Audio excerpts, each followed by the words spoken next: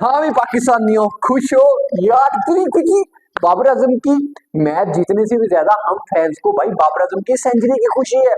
भाई ये सिर्फ सेंचुरी नहीं है, it's not just a century, it's a slap on their face who says the era of Babar Azam is finish. भाई किधर खत्म हुआ है बाबर आजम का एरा अभी?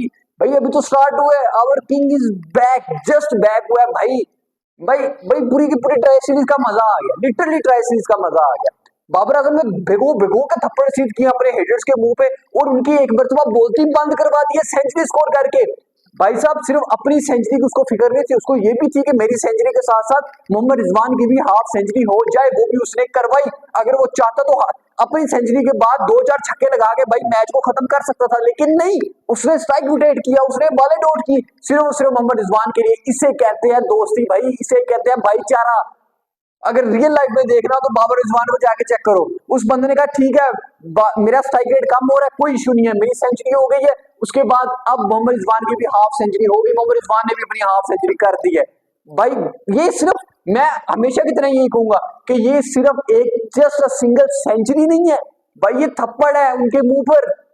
अबे भाई उनके मुंह पर थप्पड़ है जो बाबर आजम को घंटे का किंग, उनके मुंह पर थप्पड़ है जो कह रहे थे कि बाबर आजम को खत्म हो गया, उनके मुंह पर थप्पड़ है जो कहते हैं कि बाबर आजम कुछ नहीं कर सकता। आज बाबर आजम इंटरनेशनल ब्रांड बन के उभरा है भाई, कुछ नहीं है, सेंचुरी उसने स्कोर कर दी। अभी तो हेटर्स की पता नहीं कहां कहां से धुआं निकल रहा होगा। धुआं तो तब निकलेगा जब Babar Azam as a captain Sydney sixer की जर्सी जेबे तन की हुए स्टेडियम में आएगा और कैमरामैन जूम मारेगा कि भाई देखो कैप्टन आ गया।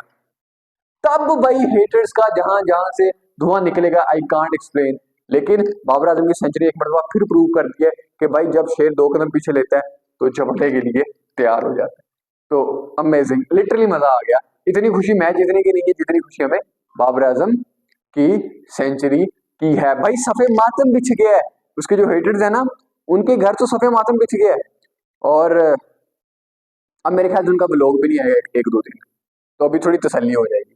तो अपनी एक झूठा मूठा नकाब करके बाबर आजम की तारीफ कर देंगे, लेकिन फिर यार शुक्र अल्हम्दुलिल्लाह के बाबर आजम की जिम्बाब्वे के अगेंस्ट सेंचुरी नहीं आई।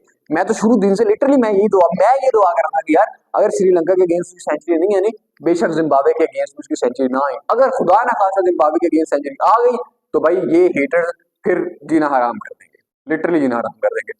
तो लेट्स सी देखते हैं क्या होने जा रहा है नेक्स्ट सीरीज में।